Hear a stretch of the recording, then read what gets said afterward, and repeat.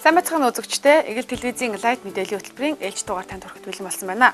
Эхний мэдээ хүргэе. Монголын рок попын уран бүтээлчид хорт хавдар өвчний эсрэг дуу хоолойгоо нэгтгэж байгаа. За тэд хүүхдийн хорт хавдартай тэмцэх сан байгуулан энэ хүрээндээ цөөнгөө хүүхдүүдийг хамруулан итгэл найдвар бэлэглэж байгаамаа. За мөн удахгүй хорт хавдраа шаналж байгаа хүүхдүүдэд зориулан тоглолт хийхээр төлөвлөж байгаа. За энэ үед ч үзэгч та бүхнийг хүүхдийн төлөө чин сэтгэлээсээ заа гэж хэлхийг уриалж байсан юм.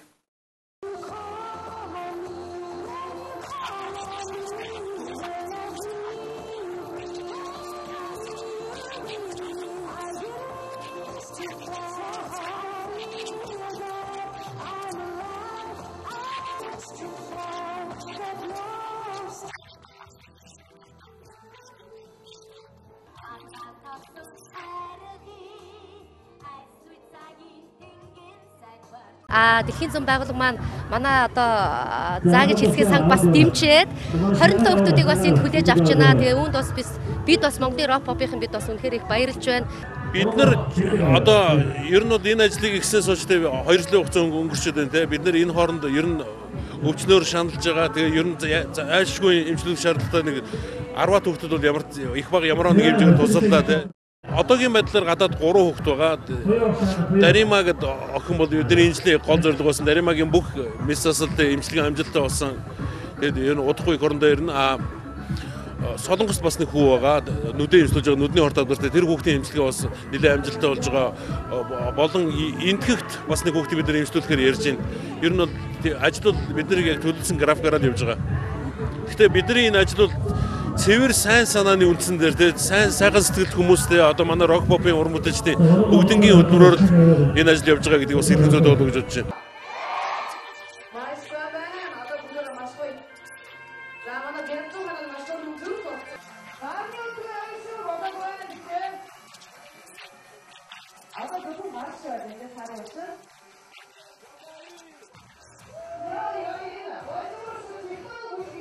Хүүхдийн баярд оролцож байгаа маш их баяртай байна. Хүүхдүүд маань бас эрүүл агаард ялангуяа энэ хүүхдүүд бол эрүүл агаар маш хэрэгтэй.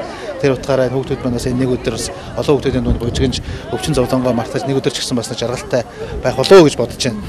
Үнэхээр энэ хүүхдийн хорт хавдар гэдэг бол манай нийгэмд бас тулгамдаад байгаа маш том чухал тийм асуудал болсон байна. Энийг тал талаасаа шийдэхгүй бол ганц манай сан одоос энэ үйл ажиллагааг идэвхжээ явуулаад бас үйлцэхгүй байна. Үнэхээр одоогийн байдлаар нийт зөвхөн Улаанбаатар гэтэл 160 гаруй хорт хавдартай хүүхдүүд шалан өвдөж шүү дээ. Тэр болгонд бүгдэндээ ажиллахаар туслахыг хичээж байна.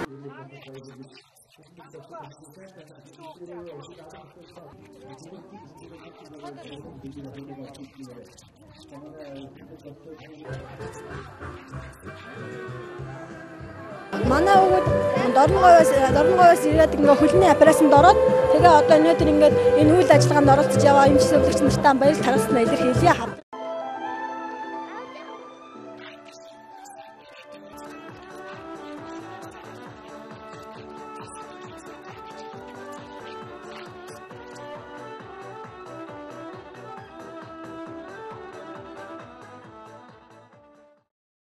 Лайт мэдээллийн хөтөлбөртэй хамт байгаа та бүхэнд баярлалаа. Дараагийн мэдээ хүргэе. Сэтгэлээс сэтгэл төрийн бас байгууллагын дэргэдэх гэрэл өддөв хөдөөр нутгийн саажилттай харвалттай хүүхдүүдийг хөдөлгөөний засал эмийн бус аргаар амжилтгэ. За энэ төвөөр үйлчлүүлж байгаа доорнод Архангаа, Хинти, Баян онгор аймгаас ирсэн 100 гаруй хүүхдүүдийг Америкийн нэгдсэн улсаас ирсэн эмчнэр үзэж аншилсан байна. Сэтгэлээс сэтгэлд төрийн бус байгууллагын харьяа гэрэл өд хөгжлийн төвд саажилттай харвалттай хүүхдүүдийг хөдөлгөөний заслаар эмийн бус аргаар амжилт юм а. Ихэвчлэн хөдөө орон нутаг руу чиглэж үйл ажиллагаагаа явуулаад 4 жил болж байгаа юм байна. Энэ хугацаанд хөдөө орон нутгаар явж саажилттай хүүхдүүдийг үзлэгт хамруулж төв дээрээ эмчилгээнд хамруулдаг байна. Бас жил бүрийн 6 сард Америкийн нэгдсэн улсаас мэрэгжлийн эмчнэр ирж саажилттай хүүхдүүдийг үзэж оншилж хөдөлгөөний дасгалаар хүүхдүүдийг хэрхэн эмчлэх талаар зааж зөвлөд юм байна. Энэ жил Америкаас 5 хүний бүрэлдэхүүнтэй эмчнэрийн баг ирсэн байна. Тэд доорнод Архангаа, Хинти, Баян хонгор аймгаас ирсэн 100 гаруй хүүхдүүдийг үзэж оншиллоо.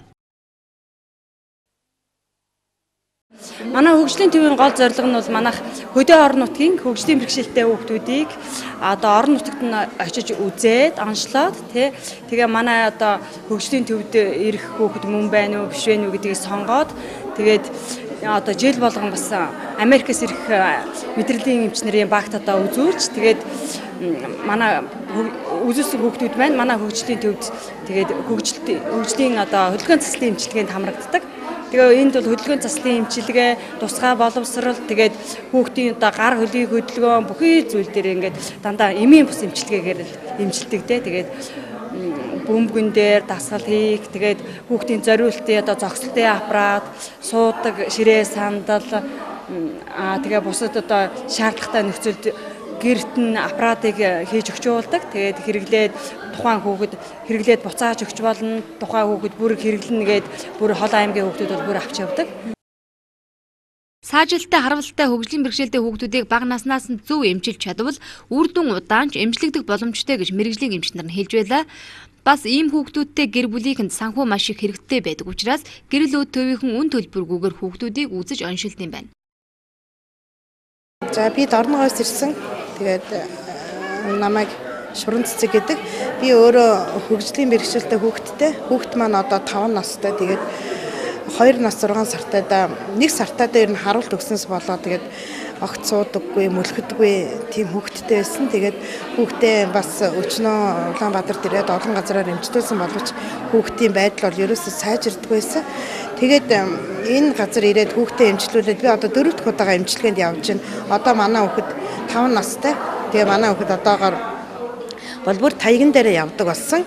Маш гайхамшигтай. Тэгээд энэ газар ирснээрээ би бас бурхан гэж агуу эзнийг мэддэг болсон. Тэгээд эзнийг мэдснээр би үргэлж эзэнд залбирч өөр хүүхдээ миний хүүхдийг эрүүл болгооч те. Би урд нь бол нөгөө бурханыг мэддэггүй байхдаа айгүйх тийм лам хуургаар яваад хүүхд мөгтөө эмчлүүлдэг гэсэн. Тэгээд миний ном зам уншуулаад миний хүүхд ерөөсөө сайжирч байгаагүй. Тэгээд үнэхээр амьд энэ эзэн агуу бурхан байдаг юм байна гэдгийг бүр үнэн зүрх сэтгэлээс ойлгосон. Та манай хүүхд үнэхээр бурханд залбирснаар тэг өөрөө бас хүүхдийнхээ дасгалыг айгүй хийснээр энэ сайн эмчнэрийн буйнаар миний хүүхд одоо таяган дээр явж байгаа. Энэ төвд ирсэн олон хүүхдүүдийн хөдөлгөөн сайжирч байгаа гэж эцэг эхчүүд нь хэлж байлаа. Харин Улаанбаатар хотын хүүхдүүд эхнэлгсийн төв дээр байрладаг. Энэ төвийн харьяант хамрагдах боломжтой юм байна. Харин төв салбар дээрээ хөдөө орон нутгийн иргэдийг хүлээн авч үзэж оншилж зөвлөгөө өгдөг гэсэн.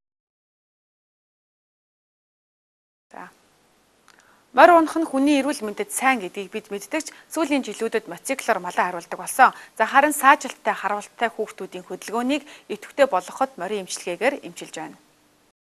Саажилттай харуултай хүүхдүүдийн хөдөлгөөнийг идэвхтэй болгоход морин эмчилгээ сайн байдаг гэн энэ эмчилгээг 2 жилийн хугацаанд гэрэл өөд төвийнхэн эмчилгээнд хамрагдаж байгаа хүүхдүүдтэй үн төлбөргүй хамруулж иржээ. Энэ төвд ихэвчлэн хөдөө орон нутгаас хүүхдүүд ирдэг учраас тэд тухайн орон нутагтаа энэ эмчилгээг тогтмол хийх боломжтой. Харин морин номхон байх хэрэгтэй. Харин энэ 3 морийг морин эмчилгээнд зориулж Америкийн нэгдсэн улсын иргэн Боб 3 жил сургаж байгаа гэсэн. Тэрээр саажилттай харуултай хүүхдүүдийг гэр бүлийнхэн нь ямар хөдөлгөөнөөр эмчилгээ мэддэггүй. Харин морин эмчилгээ үр дүнтэй монголчуудад бас боломжтой.